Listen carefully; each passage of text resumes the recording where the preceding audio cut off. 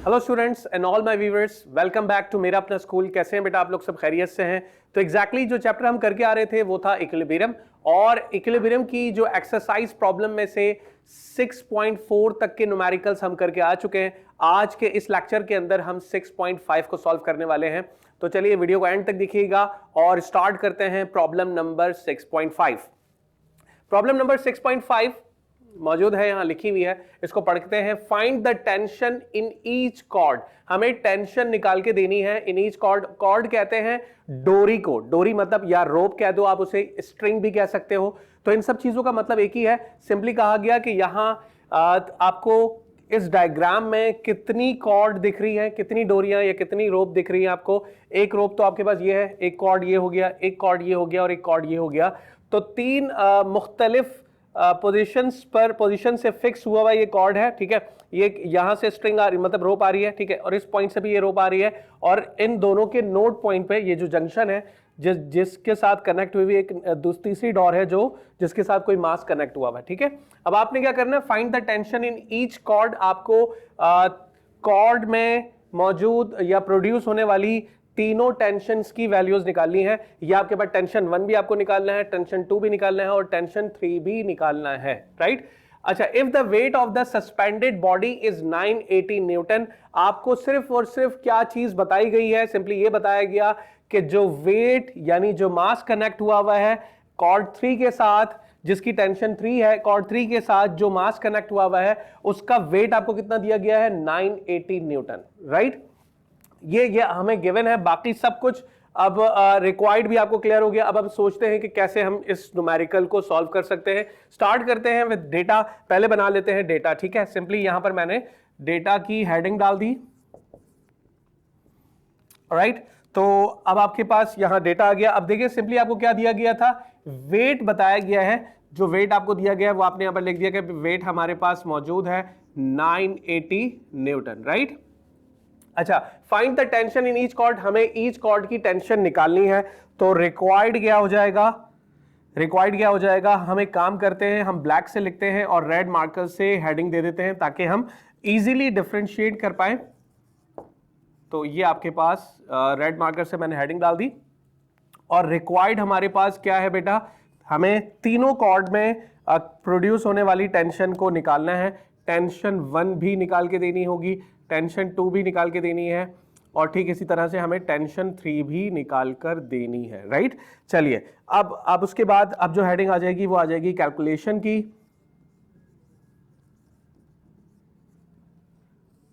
Okay, देखें, समझना यहां पर इस तरह से कि हम किस तरह इस न्यूमेरिकल को सॉल्व कर सकते हैं। यहां अगर गौर करें आप कि जो है टेंशन 2 यानी कॉर्ड 2 जो है हमारे पास, ये जो कॉर्ड आ रही है, ये जो स्ट्रिंग या रोप आ रही है, इसमें जो प्रोड्यूस होने वाला टेंशन 2 है, T2 है, इसको क्या इसके रेक्टेंगुलर कंपोनेंट्स के अंदर रिजॉल्व किया जा सकता है? जी हां, बिल्कुल किया जा सकता है। जो हमारे पास नोड होगा, नोड का मतलब क्या होता है? जहां पर तीनों कॉर्ड कनेक्ट हुई है, तो उसे आपने क्या करना है? कोऑर्डिनेट एक्सिस का ओरिजिन बना देना है। तो ये हमारे पास क्या हो जाएगा बेटा? इस तरह से हमने क्या करना है, ये हमारे पास एक्सिस हो जाएगा, राइट। तो ये आपके पास पॉजिटिव वाई एक्सिस हो गया, और यहां पर हमारे पास, ठीक है, मैं इसको थोड़ा सा नीचे करके यहां बना देता हूं, ये हमारे पास नेगेटिव वाई एक्सिस हो गया। और अगर हम इस हॉरिजॉन्टल यानी इस एक्सिस को आगे एक्सीड करवाएं तो यहां पर आपके पास पॉजिटिव एक्स एक्सिस हो गया, ठीक है। इसको थोड़ा सा और आगे बढ़ा देते हैं, और इस तरफ से, इस जानिब से यहां पर जो है वो हमारे पास नेगेटिव एक्स एक्सिस हो गया, ठीक है। अच्छा, अब हम अगर टेंशन T2, क्योंकि विद इन द एक्सिस है, एक्स एक्सिस और वाई एक्सिस के दरमियान मौजूद है, और ये बल्कि मिड पर है, हमें पता है एग्जैक्टली कि ये जो एंगल होगा 45, ये एंगल भी वही रहेगा। ये आपको एग्जैक्टली आइडिया होता है कि जो आपके पास इस तरफ से बनने वाला एंगल है और ये एंगल बिल्कुल सेम रहेगा। तो अगर ये 45 डिग्री है तो एग्जैक्टली ये भी क्या होगा बेटा? 45 डिग्री होगा। तो हम यहां पर लिख देते हैं कि ये एंगल भी हमारे पास क्या है बेटा? 45 डिग्री। थोड़ा सा इसको थोड़ा सा इनलार्ज लिख देते हैं ताकि आप लोगों को सही तरह से क्लियर नजर आए। तो ये हम हमारे पास यहां पर मैंने शो कर लिया, ये हमारे पास 45 डिग्री का एंगल है। अच्छा, ओके, यहां तक बात क्लियर हो गई। अब हम क्या कर रहे हैं? इस टेंशन T2 को रिजॉल्व कर देंगे इसके रेक्टेंगुलर कंपोनेंट्स के अंदर। तो रिजॉल्व करने का क्या तरीका है, एग्जैक्टली हमने वेक्टर्स के चैप्टर के अंदर पढ़ा था कि किसी भी वेक्टर को जो विद इन द एक्सिस होता है उसको उसके कंपोनेंट्स के अंदर किस तरह रिजॉल्व किया जाता है। अगर मैं इस T2 को रिजॉल्व करूंगा तो अब मैं क्या करूंगा, एक वेक्टर यहां ले लूंगा, ठीक है। अब ये क्योंकि एक्स एक्सिस पर मौजूद है तो ये आपका हो जाएगा T2x, और उसके बाद इसके हेड के साथ आपने क्या करना है, इसके हेड के साथ आपने ऊपर इस तरह से मिला देना है। तो अब आप गौर करें, ये आपका जो है T2y हो जाएगा, क्योंकि ये जो आपको लाइन दिख रही है, ये जो कंपोनेंट आपको दिख रहा है, ये y एक्सिस के बिल्कुल पैरेलल है, आमने सामने है। तो एग्जैक्टली ये जो कंपोनेंट होगा T2y होगा, और ये क्योंकि x एक्सिस पर है तो ये आपका T2x हो जाएगा, ठीक है। अच्छा, अब ये इसलिए करवाया क्योंकि हमें पता है कि यहां पर जो कंडीशन है, यहां पर जो कंडीशन है, ये बॉडी अपनी पोजीशन पर मौजूद है। इसका मतलब ये हुआ कि ये बॉडी इक्विलिब्रियम की कंडीशन पर मौजूद है, ये बॉडी यहां पर बैलेंस्ड हुई है, ठीक है। इस पर जितनी भी फोर्सेस एक्ट कर रही हैं इन डिफरेंट डायरेक्शंस, वो सारी फोर्सेस एक दूसरे के इफेक्ट को कैंसिल कर रही हैं या एक दूसरे के मैग्नीट्यूड के बराबर है, जिसकी बुनियाद पर ये बॉडी अपनी स्टेट ऑफ रेस्ट की हालत में या रुकी हुई हालत में यहां पर रुकी या मौजूद है, स्टक है। तो अब आप क्या करोगे, अब आप अप्लाई कर सकते हो conditions of equilibrium. Conditions of equilibrium के अंदर हमने यही पढ़ा था कि इक्विलिब्रियम की कंडीशन तभी अप्लाई की जा सकती है जब कोई भी बॉडी इक्विलिब्रियम की हालत में हो, यानी वो उस पर लगने वाली फोर्सेस इन ऑपोजिट डायरेक्शन एक दूसरे के इफेक्ट को कैंसिल कर रही हो, जिसकी बुनियाद पर उस बॉडी को हम कह सकते हैं कि वो बॉडी जो है इक्विलिब्रियम की हालत में होगी, बैलेंस्ड होगी इन ऑल डायरेक्शन। तो अब आप क्या करोगे, यहां पर हम कंडीशन यूज कर लेते हैं इक्विलिब्रियम की। तो हम यूज करने वाले हैं conditions of equilibrium using conditions of equilibrium. अच्छा, अब जो है कौन सी कंडीशन अप्लाई होगी, हमने इक्विलिब्रियम की फर्स्ट कंडीशन पढ़ी थी, उसके दो पार्ट थे, जबकि इक्विलिब्रियम की सेकंड कंडीशन का एक ही पार्ट था। तो फर्स्ट कंडीशन में हमने पढ़ा था कि summation of all the forces along x axis is equal to 0, और फर्स्ट कंडीशन का जो सेकंड पार्ट था वो summation of all the forces along the y axis is equal to 0।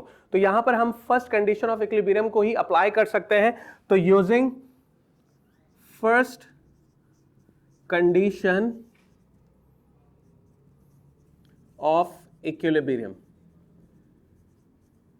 अब अगर मैं इक्विलिब्रियम की पहली कंडीशन को यूज कर रहा हूं तो उसमें हमने ये डिस्कस किया था कि समेशन ऑफ एफ एक्स, यानी जितनी भी सम ऑफ फोर्सेस हैं, जितनी भी टोटल फोर्सेस हैं अलोंग एक्स एक्सिस, उनका सम जो है वो 0 के बराबर होगा।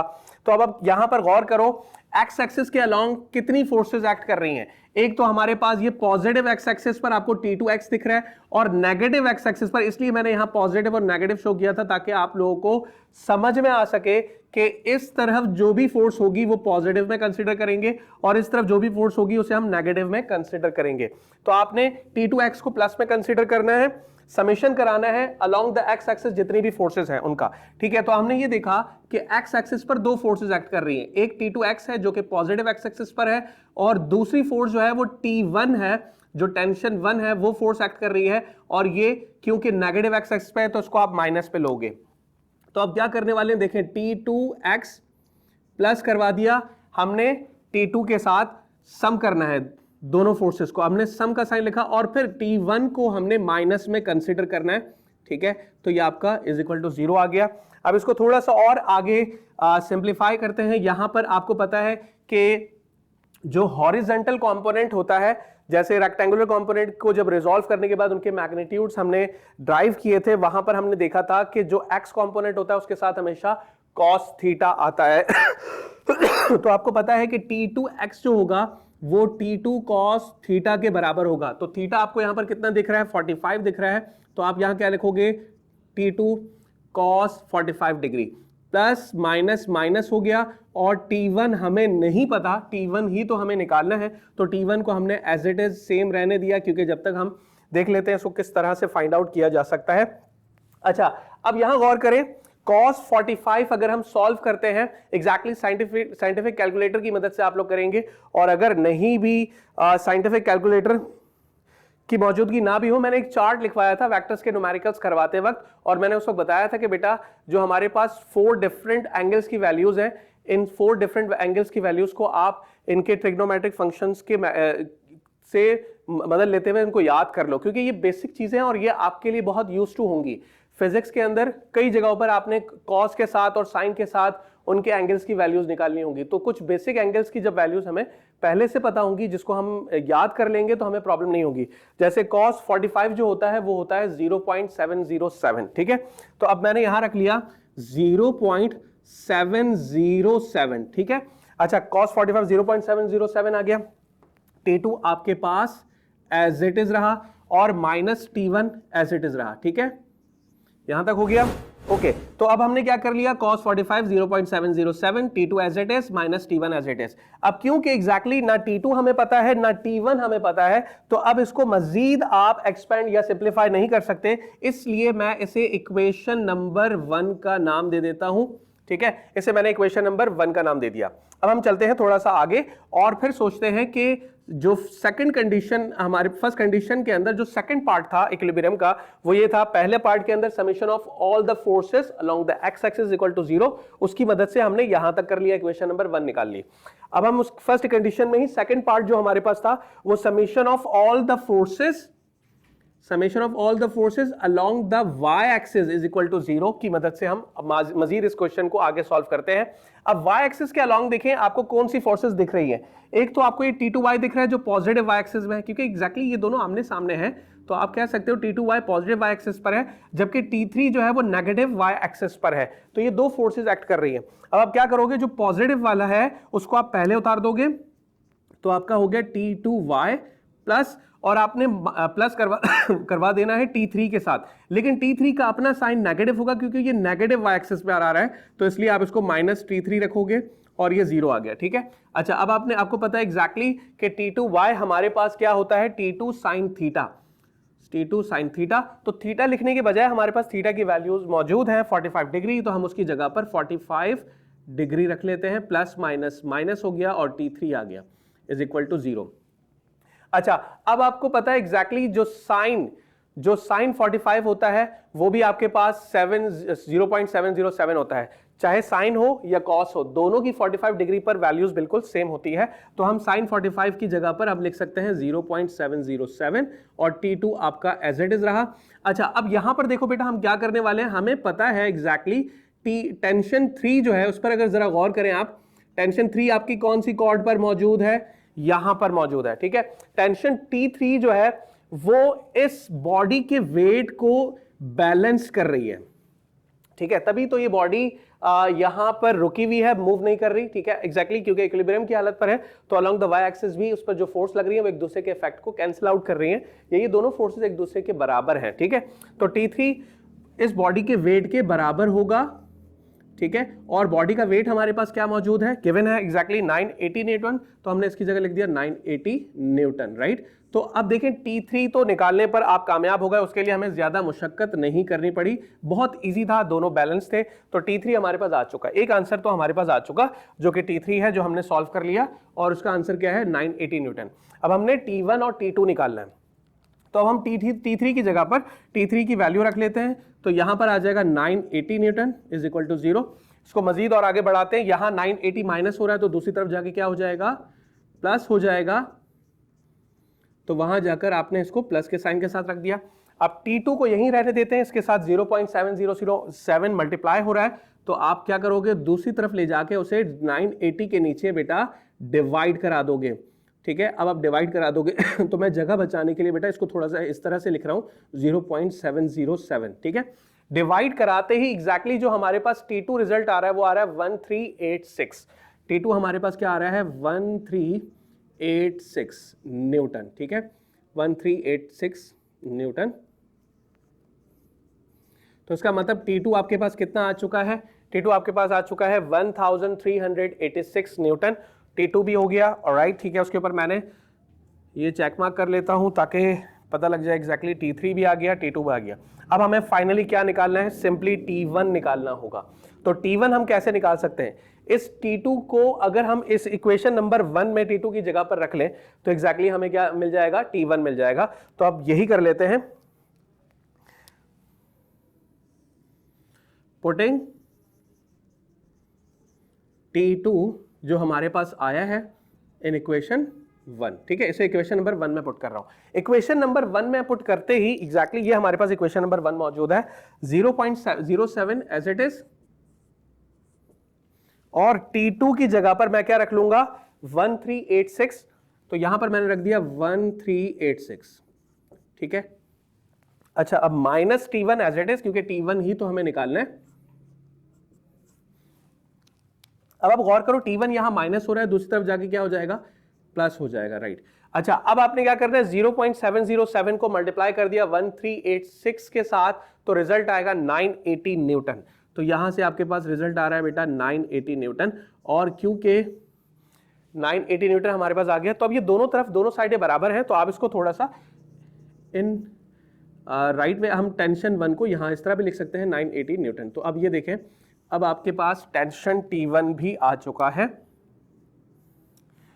देखें, tension T1 980 Newton, tension T2 1386 Newton, और टेंशन T3 एग्जैक्टली 980 न्यूटन। तो अब ये देखें, इसका जल्दी से स्क्रीनशॉट ले लें और इसे अपने पास रजिस्टर कॉपी के अंदर फेयर कर लें, और फिर इंशाल्लाह बेटा उम्मीद है कि आप लोगों को ये क्वेश्चन न्यूमेरिकल अच्छे से समझ में आ गया होगा। तो इसके बाद इंशाल्लाह जल्दी हम मुलाकात करने वाले हैं, प्रॉब्लम नंबर 6.6 को लेकर सॉल्व करेंगे इंशाल्लाह। तब तक के लिए अपना बहुत सारा ख्याल रखिएगा। थैंक यू सो मच, अल्लाह हाफ़िज़।